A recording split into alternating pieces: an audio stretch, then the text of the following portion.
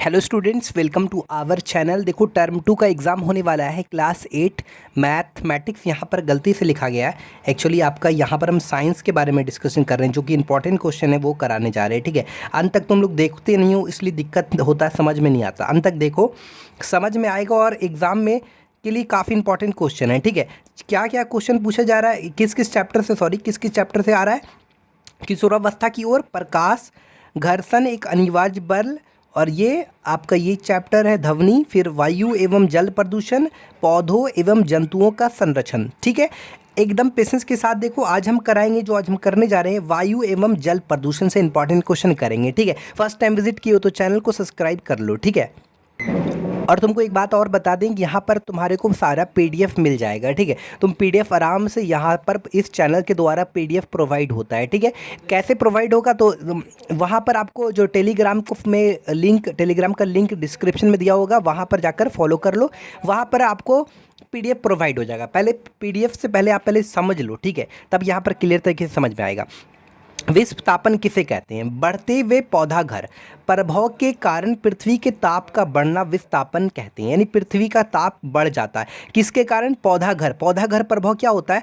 यानी कि सूरज की जो उष्मा होता है, यानी सूरज का जो किरण होता है, वो पौधा घर प्रभाव पर, पौधा घर पर पड़ता है, और पौधा घर को क्या करता है? वो गर्म कर देता है। इस कारण ये जो पौधा घर गर्म हो जाता है सूरज की उष्मा के कारण, तो यही हमारा इसी का नाम है पौधा घर प्रभाव। इसी के कारण क्या होता है? पृथ्वी के ताप बढ़ जाता है, तो इसको विस्तापन कहते हैं। याद रखिएगा, विस्तापन बोलो या आप पौधा घर प्रभाव बोलो, ये सेम चीज़ है। ठीक है, इसमें दिक्कत नहीं है।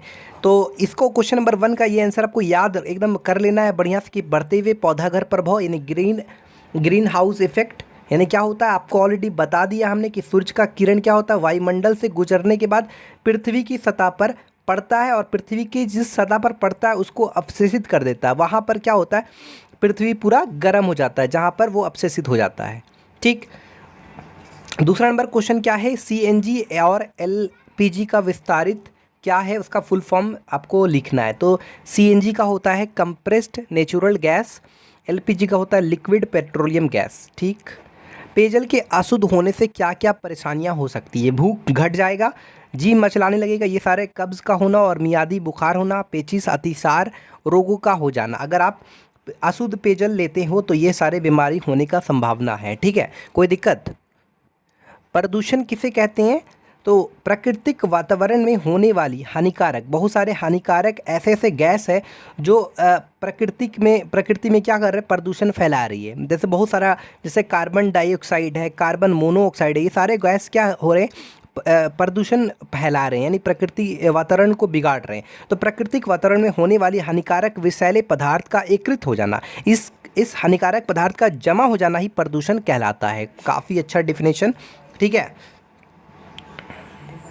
5वां नंबर है वायु प्रदूषण किसे कहते हैं? वायुमंडल में बाहर से अवांछित पदार्थों के आने या पहले से उपस्थित अवयवों बोलो या पदार्थ बोलो, अवयवों की मात्रा बढ़ने से जब हानिकारक प्रभाव पड़ने लगता है, तब कहा जाता है कि वायु प्रदूषित हो गई है। ठीक है, 6 नंबर में वायु प्रदूषण के कारणों को किन किन भागों में बांटा गया? देखो, वायु प्रदूषण के कारण को मुख्यतः 3 भागों में बांटा जा सकता है।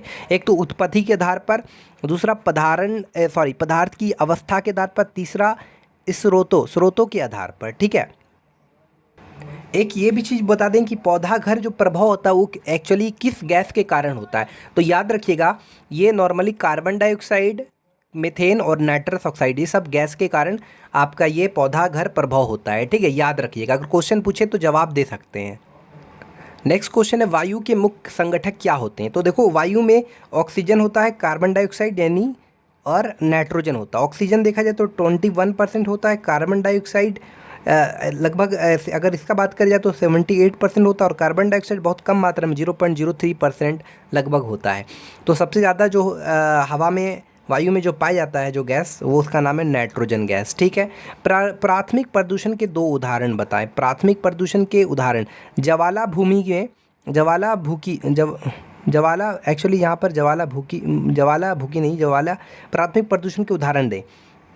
ज्वालामुखी के विस्फोट से निकलने वाली राख एवं धुआं, ये भी एक क्या है, जो ज्वालामुखी के विस्फोट से निकलने वाला राख है और धुआं, ये भी एक प्रदूषण है और काफ़ी हानिकारक डेंजरस है। कोयला और तेल के जलने से कार्बन डाइऑक्साइड तो हम लोगों के लिए एकदम नुकसानदेह है, पता है आप लोगों के लिए, ठीक है। तो ये प्राथमिक प्रदूषण के 2 उदाहरण हमने दे दिया। मानव जनित प्रदूषक क्या है, इसके 2 उदाहरण दें। मानव जनित प्रदूषक देखो, वाहनों, कल कारखानों से निकलने वाले धुएं, जीवाश्म ईंधन, कोयला, तेल, गैसें के पूर्ण और अपूर्ण दहन, ताप विद्युत संयंत्र आदि के कारण वायुमंडल में विषाक्त गैसें मिल जाती है। वाष्पशील, कार्बनिक यौगिक आदि भी गंभीर वायु प्रदूषक हैं। इसका उदाहरण दिया है धुआं, धूल के कण, विभिन्न गैस। देखो सारा PDF भी मिल जाएगा इसका, ठीक है, कोई दिक्कत नहीं है। 10 नंबर में है विश्व तापन क्यों हो रही, इससे क्या हानियां हैं। तो कार्बन डाइऑक्साइड के निरंतर वृद्धि से पौधावर प्रभाव या